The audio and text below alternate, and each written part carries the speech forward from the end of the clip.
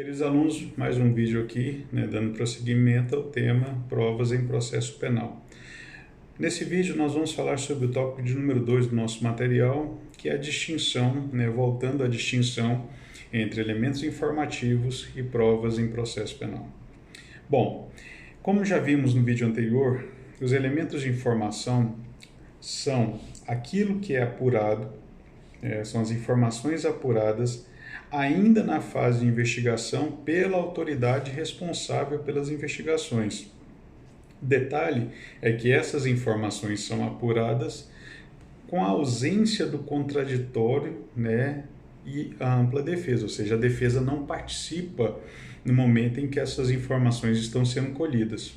Por sua vez, provas só podem ser chamadas de prova quando são colhidas sob o crivo do contraditório, ou seja, com a atuação da defesa e, via de regra, na fase de instrução processual. Agora eu chamo a atenção de vocês, novamente, para que possamos fazer mais uma leitura do artigo 155 e agora verificando algumas sutilezas que estão nesse dispositivo. O artigo 155 do CPP diz assim: o juiz formará sua convicção pela livre apreciação da prova produzida em contraditório judicial, não podendo fundamentar sua decisão exclusivamente nos elementos informativos colhidos na investigação, ressalvadas as provas cautelares, não repetíveis e antecipadas. Aqui é uma das situações onde a gente percebe que o legislador está falando com uma precisão cirúrgica. Por quê? Porque ele alterna ao longo do texto do artigo 155, quando ele fala das informações que estão sendo obtidas, ele alterna, ora ele usa o termo provas, ora ele usa o termo elementos informativos. Isso não é à toa, porque quando ele está falando de prova, ele está falando de prova produzida na fase de instrução sobre o crivo do contraditório. Quando ele está usando o termo elementos informativos, ele está se referindo a informações colhidas na fase de investigação. Só que a última parte é que diz, ressalvadas as provas cautelares, não repetíveis e antecipadas. A expressão ressalva significa uma situação excepcional. Então nós estamos vendo que informações estão sendo colhidas na fase de investigação, só que o legislador está chamando de prova, porque são realmente provas. Aí vem uma questão, professor. O senhor nos disse que só pode ser chamado de prova se está sendo obtida sob o crivo do contraditório. Verdade. Mas o senhor também já nos disse que na fase de investigação não existe contraditório. Como regra, também é verdade. Então, como é que eu concilio essas situações aparentemente antagônicas? É aqui que surge uma expressão que a doutrina cunhou para poder justificar essa situação, que aqui é fundamental para esclarecer essas questões. Essa expressão é a expressão que fala do contraditório diferido, contraditório postergado, retardado, posposto. Uma coisa é o contraditório real. O que é o contraditório real? É a presença da defesa no momento da colheita da prova, participando efetivamente da colheita daquela prova, podendo interferir naquela colheita.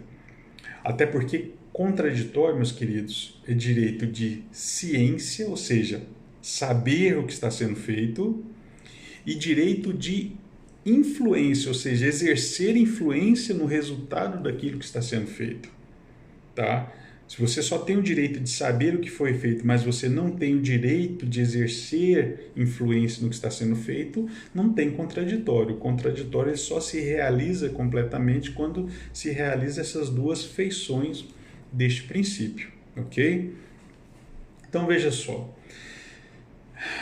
a doutrina, e aqui eu vou me socorrer das lições do saudoso professor Luiz Flávio Gomes, agora saudoso, que infelizmente nós o perdemos recentemente, O professor Luiz Flávio Gomes, ele tinha uma expressão que ele usava muito para se referir a essa questão, e depois ficou até conhecida de uma forma geral, até em algumas bancas de alguns concursos, ele usava a expressão elementos migratórios do processo penal. O que são os elementos migratórios do processo penal? É exatamente aqui o que está contido nessa parte final do artigo 155, quando fala: ressalvadas as provas cautelares, as provas não repetíveis e as provas antecipadas. Por que esses três meios de prova, ou essas três provas, Luiz Flávio Gomes se referia a elas como elementos migratórios? Pelo seguinte: eram informações colhidas na fase de investigação, mas que iam para a fase processual com a natureza jurídica de prova, ou seja, migrava da fase de investigação para a fase processual, conservando a natureza jurídica de provas. E aí vocês podem perguntar, mas como isso? E o contraditório? As provas cautelares e as provas antecipadas, o contraditório era diferido para a fase processual. Não era realizado no momento exato em que a prova estava sendo colhida na fase de investigação, mas na fase processual se dá a oportunidade para que a defesa possa se manifestar, primeiro, direito de ciência, conhecer, e segundo, manifestar direito de influência sobre essas informações colhidas. Eu, particularmente, como advogado, e boa parte dos que estão, do lado da advocacia ou dos defensores públicos, criticam essa questão porque, de fato, você realmente causa com isso um prejuízo para a defesa. Mas, assim, teve que se mitigar tanto quanto esse direito de defesa, mitigou-se um pouco para que pudesse prestigiar nesse momento a persecução penal, na fase de investigação. Dentro da dinâmica da persecução penal e do equilíbrio que deve haver sobre todas as partes que ali estão atuando, tanto quem investiga, quanto quem acusa, quem julga e também quem defende, mitigar em certo momento um lado em detrimento de outro é de certa forma até aceitável dentro do processo penal. É preciso, de forma muito sofisticada e de forma até muito complexa, mas em determinados momentos isso tem que acontecer para que você consiga avançar com as investigações e com o próprio processo, mas nunca de forma a anular o direito de defesa, e o direito ao contraditório, ok? Mas vamos conhecer um pouquinho melhor, então, os elementos migratórios. Por que então, Luiz Flávio Gomes se refere a essas provas como elementos migratórios? Já compreendemos. Porque as informações colhidas na fase de investigação migram para a fase processual e lá serão valoradas pelo juiz como provas. Tá? A primeira delas são as provas cautelares. Qual é a nota característica da prova cautelar? A urgência, a necessidade de se colher a prova sob pena do seu desaparecimento. Essa é uma nota até característica também das provas não repetíveis. Mas o que difere então as provas cautelares das provas não repetíveis? Além da urgência, fatalmente a produção da prova cautelar acaba sendo um tanto quanto invasiva no que se refere a direitos e garantias individuais. Por essa razão, as provas cautelares necessariamente demandam autorização judicial para sua produção. Vamos aos exemplos. Nós temos a interceptação telefônica, é uma prova produzida de forma cautelar.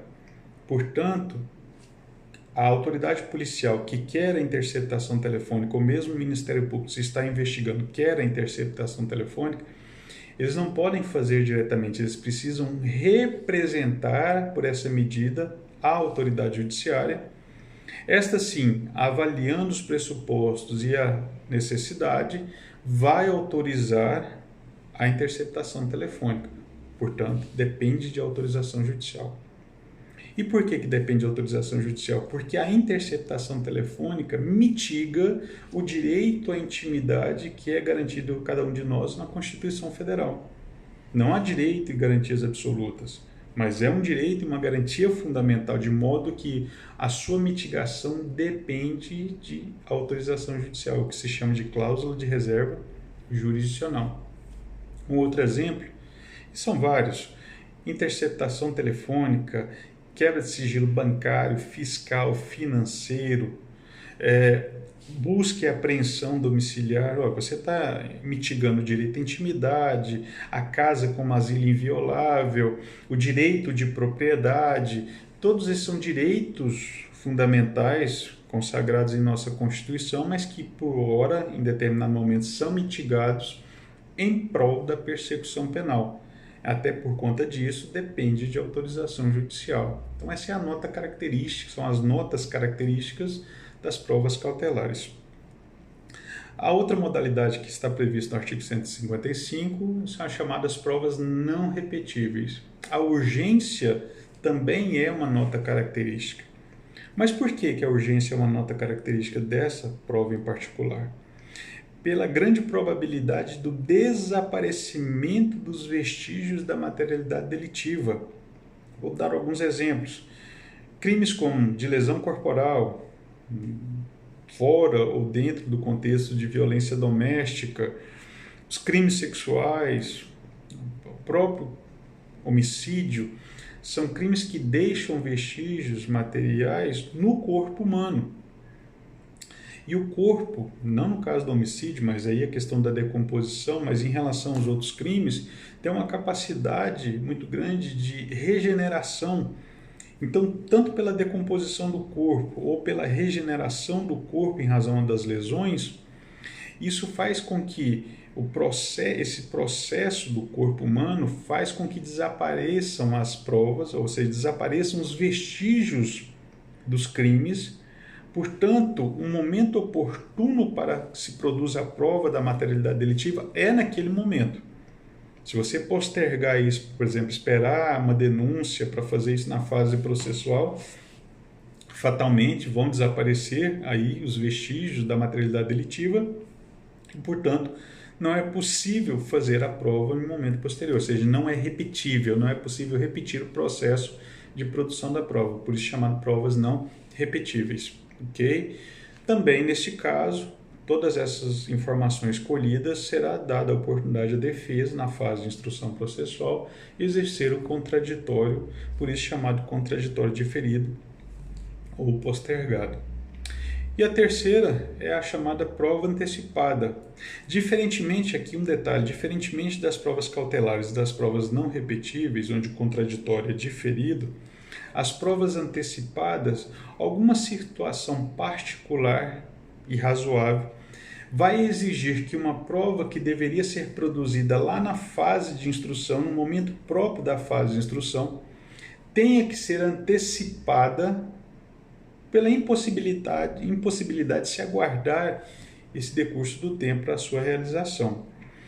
Um exemplo, está claro ali no Código de Processo Penal, no artigo 225, quando se fala da antecipação da oitiva de testemunha, isso em uma situação em que não seria possível, um exemplo, uma testemunha que está acometida de uma enfermidade grave, terminal, um câncer, por exemplo, né, não vai poder aguardar, ou não é razoável que se aguarde 2, 3, 4 anos para desenrolar até chegar no momento da audiência de instrução para a oitiva dessa testemunha.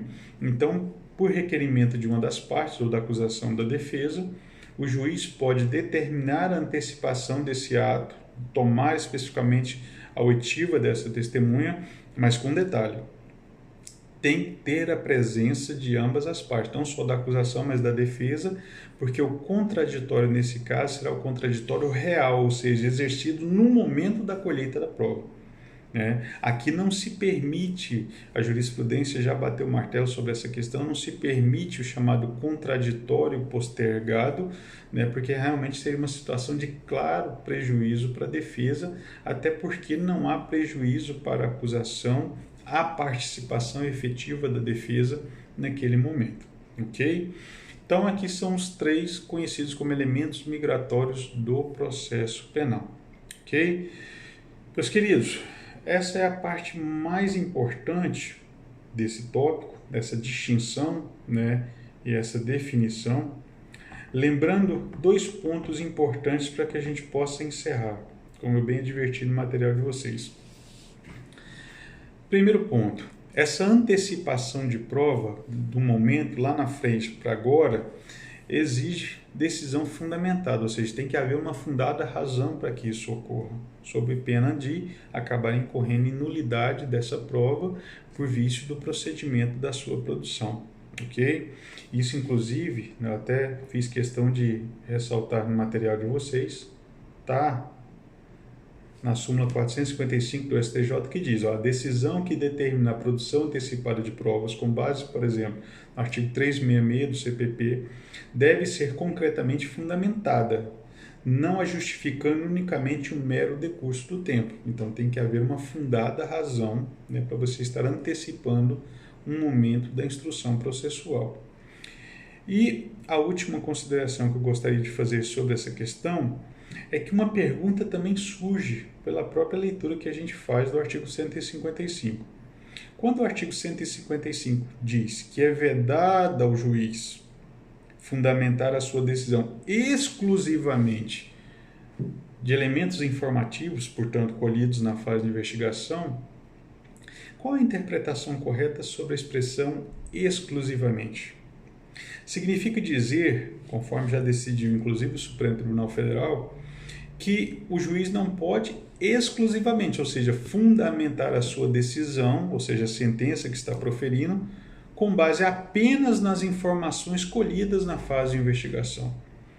Mas nada proíbe que o juiz se apoie também em informações colhidas na fase de investigação, inclusive citando, né, essas fontes em sua decisão, desde que essas fontes e a verdade ou as informações obtidas desses elementos informativos sejam corroborados por provas produzidas na fase de instrução processual, ok?